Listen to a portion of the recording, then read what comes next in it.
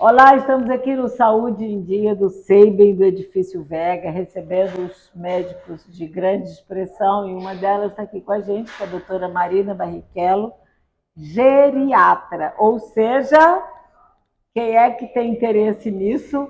Todo mundo, né? Desde que nasce, porque tem situação, doutora, que a gente devia pensar mais cedo. Com Não certeza. é? A gente não, pelo menos eu não era preparada assim. A gente sabe o que vai acontecer na adolescência, o que pode acontecer no casamento, na gestação, mas depois, hã? É. Como é que é essa menopausa? Daí para lá, minha filha, a impressão era que era uma cadeira encostada e hoje não, né? É uma E a gente produtividade, sabe que, na verdade, o envelhecimento ele é um processo. Como a desde gente, se a que gente, por exemplo, se preparasse para a aposentadoria, mas a gente só pensa em aposentar e depois da aposentadoria, mas a gente não entende que tem um processo, é assim né? como envelhecer. Então, bem-vinda aqui, em primeiro lugar. Uma honra. É, eu queria primeiro saber o seguinte: quais são as principais dificuldades ou os principais entraves, obstáculos que o idoso apresenta? E eu estou falando do idoso a partir dos 60, 65, produtivo, tal. Ou seja, é alimentação, porque tem idoso que acha que ainda está nas Olimpíadas, dá salto, mas o osso não segura. E o que a gente tem que prestar atenção? Mônica, essa pergunta é bem ampla, né? Mas a gente sabe assim que é diferente quando a gente vai falar do idoso, porque um idoso de 70 anos ele pode estar no seu auge da capacidade física ou pode estar acamado, né? E sem conseguir estar gerindo a sua própria vida. Então a gente fala assim que é diferente da pediatria em que a gente coloca nas fases. Sim. Então porque cada um vai ter o seu processo de envelhecimento, vai ter a sua genética, vai ter seus hábitos de vida durante a vida. Então a gente, mas assim, a grande dificuldade eu acho que seria lidar com as incapacidades que vão surgindo. Então a gente vai perdendo um pouco a cognição, a mobilidade, a sensibilidade, a visão. Então Isso, tudo isso junto e misturado. isso acontece inevitavelmente ou você percebe que hoje isso tudo se instala mais tardiamente? A produtividade, a vida ativa, o cuidado com a alimentação, né? Então, a expectativa de vida está cada vez maior, né? Então, a gente percebe que isso se instala mais gradativamente porque as pessoas estão se exercitando mais, estão conseguindo cuidar mais das comorbidades, estão indo mais ao médico. O que mais expandiu a expectativa de vida, na verdade, foi acesso ao saneamento básico, coisas que a gente nem pensa que é a própria saúde, Sim. né? Sociabilidade. Sim. Então, assim, as pessoas estão conseguindo lidar com essas incapacidades, essas dificuldades de forma mais ampla, mais tecnologia. Então, isso está acontecendo mais tarde, sem dúvida. Marina, com que idade a gente deve procurar o geriatra? 32, mais ou menos isso. Então, eu falo assim, gente, o ideal seria que todos que já lidam com algumas doenças ou gostariam de já fazer um quadro preventivo, porque é interessante, olha só o que acontece no consultório. Às vezes vai o idoso, o vô, e já foi o filho e o neto. Por quê? Às vezes o geriatra, ele vai te olhar como um todo, não tão fragmentado. Entendi. Então, muitas vezes, a gente, assim, eu falo assim, 60 anos mais é o ideal, que todo mundo já esteja indo ao geriatra. Mas, às vezes, você tem 50 anos e você já tem comorbidades, você já gostaria de ter um olhar, porque hoje falta muito um clínico, um bom clínico para gerir o seu Sim, cuidado. isso é Não verdade. O é? geriatra pode fazer esse Esse papel papel. do clínico. A gente Eu faz já estou clínica médica. atrasada. Preciso ir lhe procurar o mais cedo possível. Ah, Você falou de doenças, né, da idade. Quais são as principais doenças crônicas que o geriatra lida hoje com o idoso? a gente lida muito com diabetes, hipertensão, depressão, doenças cognitivas, né? Hoje em dia a gente está aí muito em voga a perda de memória, então as demências, que são várias, não é só o Alzheimer, né? A gente lida com incapacidades físicas, sarcopenia, síndrome de fragilidade, mas as doenças metabólicas, né? E a gente tem visto cada vez mais, a gente tem feito cada vez mais rastreio de câncer, né? Porque quanto mais idade você tem, maior fator de risco para todas essas doenças. É porque tinha essa história de que se já passou da fase jovem, adulta, você já está livre do câncer. Na verdade, pelo contrário. É verdade. Assim, a idade é fator de risco, né? A gente fala, por exemplo, as demências, né? Em 60 anos, enquanto o risco é em torno ali de 5%, 90 anos ele sobe para 40%, ou seja, 40% das pessoas com 90 anos vão ter um tipo de demência. E eu queria que você chamasse atenção aqui, porque há sempre a discussão desse assunto quando juntam algumas pessoas de mais de 60, né? Então, uma fala, ontem eu esqueci a chave na geladeira. Eu já, falando no telefone, falei, gente, cadê meu celular? E a pessoa falou, será que não é esse que você está falando? Será que é o alemão? Então, normalmente, isso não se... Eu já aprendi que isso não significa. Às vezes é um excesso de assuntos que você está tratando, uma produtividade assim. Quando é que se caracteriza uma demência ou mesmo um Alzheimer? Então, uma demência, a gente tem que ter o déficit cognitivo. E cognição não é só memória. Cognição tem várias dimensões. Então, a gente tem a atenção, o cálculo, a linguagem. Então, a gente faz um rastreio. No consultório, a gente consegue fazer um rastreio com pequenos testes. E quando a gente tem dúvida, a gente pede uma avaliação neuropsicológica. Então, assim, determinou-se que você tem uma alteração cognitiva para a sua idade, para a sua faixa etária, e você está com dificuldade de fazer as coisas que você fazia. Entendi. Então, não consigo mais ir ao banco, fazer compras no mercado, eu me perco, eu não lembro a senha, eu fico falando coisas que não, né? Então, assim, quando você começa a não conseguir fazer as coisas do dia a dia, isso daí se determina que é um transtorno cognitivo maior, que mudou o nome agora, a demência agora chama transtorno cognitivo maior.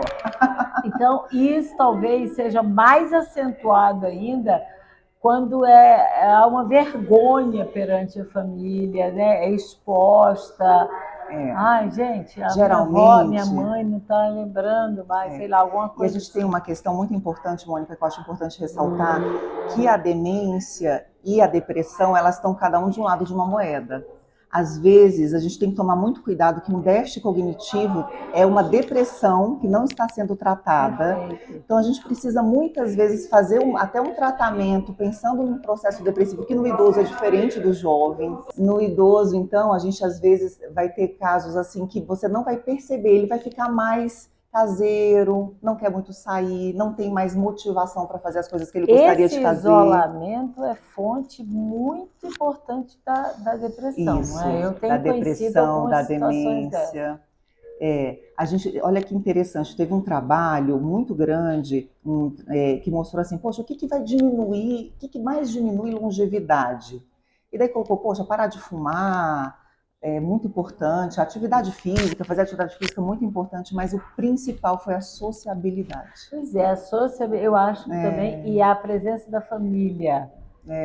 Eu tenho lido sobre isso. Assim, a impaciência, por exemplo, a tia está lá, aí eu sobrinho ou afilhado, que neto, peraí, vó, peraí, tia, já veio, não estou com pressa. E ela fica lá parada, ou seja, quando essa pessoa não envelhecer, ela para a sua vida produtiva, o que lhe resta é um apego à cadeira ou à cama, né? Tipo assim, vou ver televisão de tarde, vou esperar o anoitecer para ver a novela. Eu tenho a impressão que isso dá um baque psicológico. Por isso que assim, a gente tem que integrar o idoso cada vez mais com trabalhos voluntários, aproveitando, assim, eu como geriatra, acho riquíssimo uma consulta geriátrica, eu aprendo tanto. O pessoal fala assim, nossa, como que você... Gente, são as histórias mais lindas e ricas que eu poderia ficar horas e horas escutando histórias maravilhosas. O que me incomoda também, especialmente aqui no Brasil, porque eu já vi situações que fora são muito bem-vindas, são oportunidades de políticas públicas para que esse idoso conte o que aprendeu sua vida. Por exemplo, você tem uma formação universitária robusta e acabou. Você agora não passa isso para mais ninguém. Isso. Então, não existe uma forma de você ir numa escola e dar uma aula sobre... Quanto é rico, né? O quanto é rico e também essa intergeracionalidade, você, né, assim, crianças com idosos, como crianças aprendem, né? Assim, até essa convivência rica de tem uns respeito, projetos desses, é né? muito legal. E na Índia tem a Universidade das Avós, que é uma das coisas mais legais. Elas do mundo inteiro trocam experiências e passam para as comunidades. Mas isso é na Índia, né? A gente tem umas universidades aqui também, aqui na própria UNB. Tem, eu sei. Agora tem vestibular, inclusive. Isso, né? isso. Agora, a absorção no mercado é que eu acho importante. Exato. Por exemplo, por que os teatros não pegam essa mão de obra? Quantos idosos eu conheço que são especialistas em história da arte? Não, maravilhoso. Por que não tem isso, sabe? Isso é uma política. E na arte eles ainda conseguem trabalhar mais tempo. Né? É verdade. Agora, eu acho interessante essa questão da aposentadoria, eu penso que teria que ser mais gradual. Então, assim, você começa a trabalhar meio período, e daí você começa a se envolver também com outras atividades que te deem propósito, prazer. Que isso seja dado no seu próprio órgão, no seu próprio trabalho. Isso, né? que você faça isso de uma forma, né? De repente, imagina o impacto. Né, de tudo para não trabalhar de repente. Então, assim, realmente tinha que ter um trabalho, né, mas assim, gradual. Com a minha experiência, assim, que mais do que a sua, muito mais, eu sinto que quanto mais atividades cognitivas, intelectuais eu me imponho ou eu realizo, mais ágil minha mente fica, ou menos lenta, né? Mais estímulo. Mais estímulo eu tenho, sabe? De pensar várias coisas ao mesmo tempo, de ter solução rápida, mas isso eu acho que não se deve a qualquer tipo de QI, de intelectualidade, não. É de ações praticadas desde sempre. Eu sou da comunicação, então várias áreas eu ajo na comunicação. Se expor a desafios. O nosso cérebro ele precisa ser desafiado. Até a roupa, né? A gente vê que muda, né? Exatamente. Quando as pessoas... Tem gente que se veste de velho. Né? Que isso é uma coisa que também implica. Nossa, eu nunca tive coragem de botar uma calça jeans. Por quê? É verdade. Né? Isso é uma coisa cultural. Mas é uma coisa até cultural. Isso que eu ia falar, uma construção cultural. E que isso já tem, né? A gente está quebrando esses paradigmas devagar. O que você acha, que recado você daria para os idosos não deixarem de fazer? E o que você diria para corte tais atitudes ou tais situações? Tão difícil, mas olha só, se fosse para escolher uma pílula de atividade física, a gente daria para todo mundo, porque é a melhor forma de você estar melhorando a saúde, você estando assim, você está ativo fisicamente, porque a atividade física também é uma atividade cognitiva, né? É uma atividade cardiovascular, é uma atividade de equilíbrio, evitar quedas, que é o grande medo aí do idoso frágil, né? Sarcopenia, que é a perda de músculo, que eu escutei a Cláudia Raia falando que a gente perde com os 40 anos, a partir dos 40 anos a gente perde no banho. Achei... Mas é verdade. Então, assim... E aliás, ruga nos braços e tal, você dorme com 59 com o braço normal, com 60 ele está caído, cheio de ruga. É da noite para o dia. Então. Você vai ver. Ninguém escapa, se viver, verá. E atividade física seria assim, o que eu não deixaria de indicar. Tá. E o que eu acho assim, que eu não... E assim, o que eu deixaria de fazer assim, completamente, acho que seria não se isolar. Eu acho que a grande questão é não, assim, então pare de, assim, tente se expor mais, continuar fazendo o que você gosta, o que te dá prazer, tentando achar significado, propósito, cuidando da saúde mental, é tanta coisa, né? Mas eu acho que não se isole, tente procurar ajuda. Se você não está conseguindo sair do isolamento, procure ajuda. Grupos, amigos, vá ver filme, discuta aquele filme, né? Provoque sua intelectualidade. E a pandemia veio para nos mostrar isso. A gente não veio para ficar isolado.